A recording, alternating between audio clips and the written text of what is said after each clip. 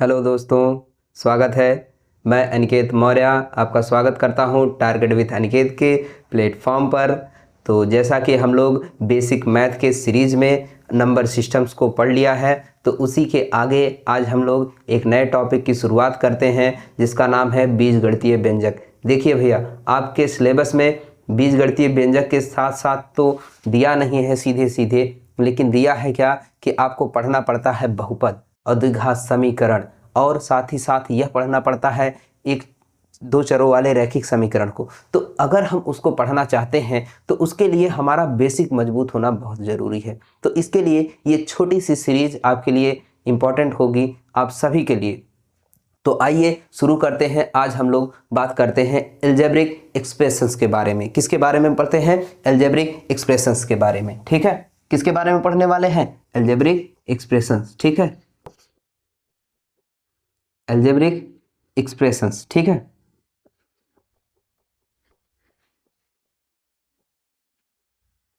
Expressions. ठीक है, algebraic expressions. ठीक, तो इसी के बारे में हम लोग पढ़ने वाले हैं, जिसको कहते हैं बीजगणितीय व्यंजक। क्या? बीज बीजगणितीय व्यंजक, ध्यान रखिएगा, बीजगणितीय व्यंजक। ठीक, तो बीजगणितीय व्यंजक आप सभी लोगों ने पिछली कक्षाओं में जरूर पढ़ा होगा। तो आइए जरा देखते हैं क्या आप लोगों ने पढ़ा है या नहीं पढ़ा है। ठीक है, बीजगणितीय व्यंजक क्या होते हैं? जैसे 2x प्लस 3, ठीक है, 7x माइनस 3y, 7x या 7x माइनस 7y प्लस 3 हो जाए। ठीक है, 7x या 17x हो जाए, प्लस का 3y हो जाए। ठीक है, तो ऐसे जो एक्सप्रेशंस आपको मिले हैं, 7l plus 3, 4m plus n, ठीक है, तो ये सभी जो मिल रहे हैं इनको हम क्या कहते हैं? एल्जेब्रिक एक्सप्रेशंस कहते हैं। ठीक है, अब इसमें आपको दो बातें देखने को मिल रही होंगी। एक संख्यात्मक मान देखने को मिल रहा होगा, एक मिल रहे हैं x, कहीं x मिल रहा है, कहीं y मिल रहा है। ये x, y, l, m, n क्या होते हैं? सबसे बड़ी बात तो ये भी जान लेना बहुत जरूरी है। ठीक है, तो तभी हम बहुपद पढ़ पाएंगे। ठीक, तो आइए जानते हैं ये है क्या। ठीक है, तो इसके लिए अगर आपको ये समझना है सारी बातों को, ठीक है, इसके लिए आपको जानना होगा कि चर क्या होते हैं, क्या होते हैं, वेरिएबल्स क्या होते हैं, कांस्टेंट्स क्या होते हैं। तो चलिए थोड़ा सा उनके बारे में हम लोग जानते हैं। ठीक है, किसके बारे में जानते हैं? वेरिएबल एंड कांस्टेंट के बारे में। तो सबसे पहले पढ़ते हैं क्या? वेरिएबल। क्या पढ़ते हैं भैया? वेरिएबल। ठीक है, जिसको हम लोग कहते हैं चर। क्या कहते हैं? चर कहते हैं। ठीक है, वेरिएबल क्या होता है? A variable can take various values. क्या? A variable can take various values. ठीक है, एक वेरिएबल, एक चर के भिन्न भिन्न मान होते हैं। क्या होते हैं? भिन्न भिन्न मान होते हैं। चर के क्या होते हैं? भिन्न भिन्न मान होते हैं। क्या होते हैं? भिन्न भिन्न मान होते हैं। ठीक है, क्या होते हैं भैया? चर के भिन्न भिन्न मान होते हैं। इसका जो मान होता है वह निश्चित नहीं होता है। लिखिएगा क्या भैया? निश्चित मान नहीं होता है। ध्यान रखिएगा, निश्चित मान नहीं होता है। ठीक, इतनी बात क्लियर है। तो अब ये होते कौन है? तो इसको अगर आप समझना चाहते हैं वेरिएबल्स को, तो ध्यान रखिएगा, बहुत सिंपल सी बात। अभी आपने एल्जेब्रिक एक्सप्रेशंस जो हमने बताए थे उसमें x, y, z ऐसे शब्दों का देखा होगा। तो ये जो x हो गया, y हो गया, l हो गया, m हो गया, ऐसे जितने भी शब्द दिखते हैं इन्हीं को हम क्या कहते हैं? वेरिएबल कहते हैं। क्या कहते हैं? वेरिएबल कहते हैं। ठीक है, ये x हो गया। अब मैंने कह दिया कि आपके पास x टॉफी है, तो क्या आप बता सकते हैं कितनी टॉफी है? किसी के पास 4 होंगी, किसी के पास 6 होंगी, तो कुछ भी हो सकता है आपके पास। ठीक है, तो यही जो x है इसी को हम कहते हैं वेरिएबल। कोई कह दिया हमारे पास y रुपए है, तो क्या आप बता सकते हैं y रुपए? y वो कुछ भी हो सकता है ना भैया, है? जैसे हमारे यहाँ अंश हैं, ये कहते हैं हमारे जेब में वाई टॉफियाँ हैं। कितनी टॉफियाँ हैं? वाई टॉफियाँ हैं। तो क्या आप बता सकते हैं वाई टॉफियाँ हैं? कितनी टॉफियाँ हैं? भाई पता नहीं कितना चुरा के रखा है ये, हो सकता है पूरा डिब्बा चुरा के भर लिया हो बैग में, है, झोले में, क्या पता है।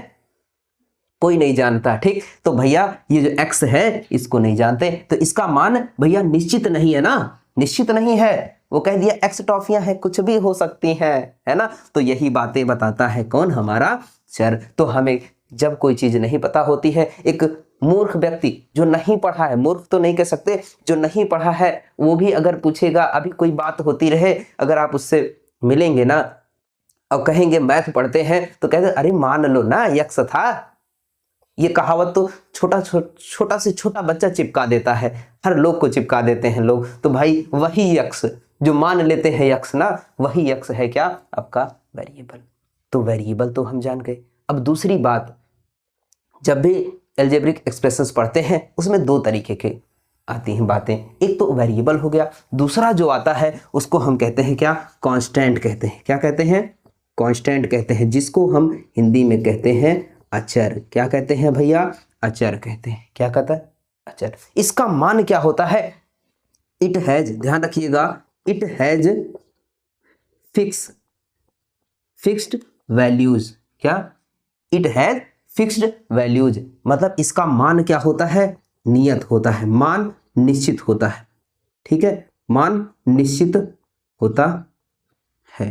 ठीक है भैया, मान क्या होता है, निश्चित होता है। अब यहां बात हो रही थी कितनी टॉफियां, x टॉफियां। अब यही बात हो जाए, कह दे कि भैया हमारे जेब में 10 टॉफी रहा है, कई टॉफी, 10 टॉफी है ना भैया। तो 10, ये जो 10 है इसको अगर किसी को बता दिया जाए कि हमारे पास 10 टॉफियां हैं, तो वो जान लेगा कि हाँ इतनी टॉफियां हैं। और वही बात अगर x टॉफी, तो भैया वो आकलन नहीं कर सकता, कुछ भी हो सकता है ना।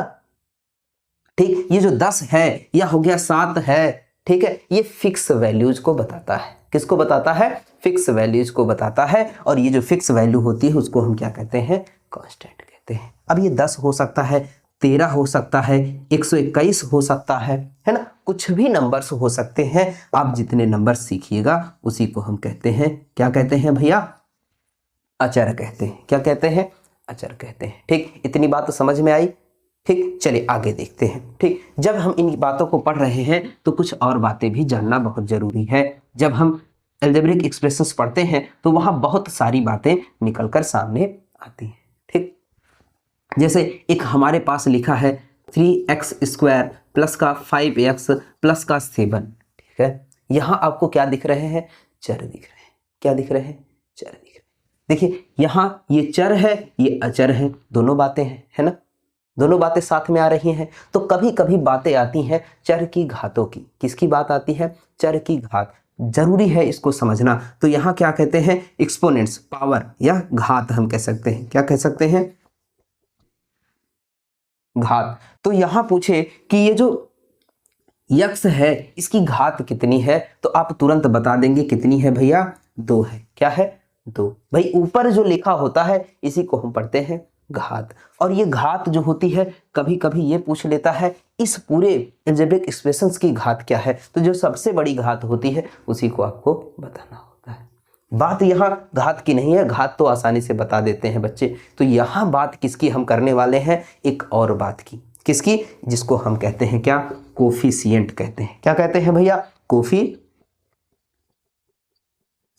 कहते हैं। क्या कहते हैं, कोफिशिएंट। ठीक है, ध्यान रखिएगा किसकी बात कर लेते हैं, कोफिशिएंट्स की बात कर लेते हैं। कोफिशिएंट्स का मतलब होता है गुणांक। क्या होता है भैया, गुणांक होता है। क्या होता है, गुणांक। ये जो कोफिशिएंट होते हैं ये बहुत जरूरी है जानना आपको, और ये बहुत परीक्षा में भी पूछे जाते हैं। ठीक है, आपको जानना बहुत जरूरी है। देखिए जैसे यही एक हमारे पास है एल्जेब्रिक एक्सप्रेशंस। ठीक है, एक बीजगणितीय व्यंजक हमारे सामने है। इसमें पूछ ले कि भैया x² का, क्या पूछ ले, x² का जो गुणांक है वह कितना है। तो x² जो ये लिखा हुआ है इसमें किससे गुणा हुआ है, तो अगर आपसे पूछे तो आप बताएंगे कितना, तो यही जो होता है गुणांक, जिससे गुणा हुआ है, जिससे गुणा हुआ है इसी को कहते हैं गुणांक। तो पूछेगा x² का गुणांक क्या है, तो आप तुरंत बता दोगे।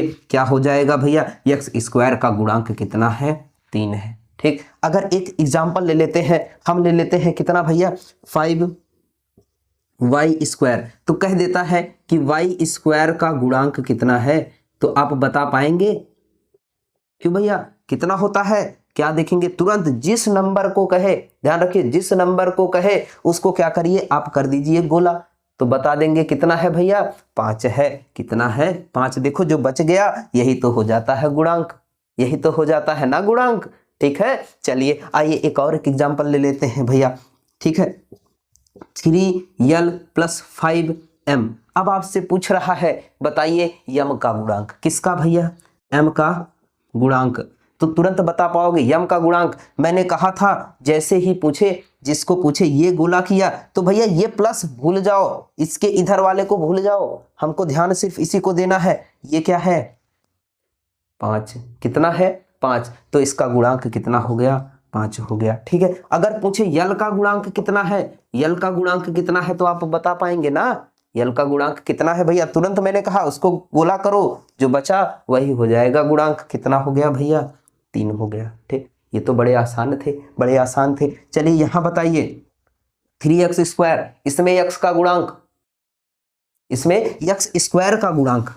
जब x² का गुणांक पूछे तो यहां गलती नहीं करनी है, बच्चे यहां कर देते हैं गलती। वो बोल देंगे सर तुरंत 3। भैया ये कहां से नानी के यहां लेके जाओगे क्या है, कि अपने मौसी के घर से लेके आए थे, नहीं ना। तो ये है आपके साथ में। तो जब माइनस साइन आता है, प्लस साइन तो हम दिखाते नहीं है, लेकिन जब माइनस कर्जीदार व्यक्ति है तो उसको बार बार दिखाना पड़ेगा कि ये कर्ज में डूबा है। किस में डूबा है, कर्ज में डूबा है। तो ये -3 हो जाएगा इसका गुणांक। तो ये गलती तो ना करेंगे ना। एक और एग्जांपल ले लेते हैं, आइए देखिए, -7x² प्लस का 3y² माइनस का 7x। तो अब इसमें बताना है, इस पूरे अलजेब्रिक एक्सप्रेशंस में आपको बताना है x का गुणांक। क्या, x का गुणांक। और मैंने कहा था x का गुणांक जब पूछे तो इससे पहले जितने भी प्लस माइनस लगे हैं ना, उसके जस्ट पहले वाले संख्याओं को हटा दो तो बचता क्या है, ये है x²। और यहां देखिए इसको हम करेंगे गोला, तो बचा क्या, क्या बचा भैया, -7 बच गया। क्या बच गया, -7 बच गया। तो यहां आ जाएगा -7। बोलो बता पाओगे ना। ठीक, तो चलिए इसी के साथ, ठीक है, तो ये इतनी बात आई होप समझ में आई।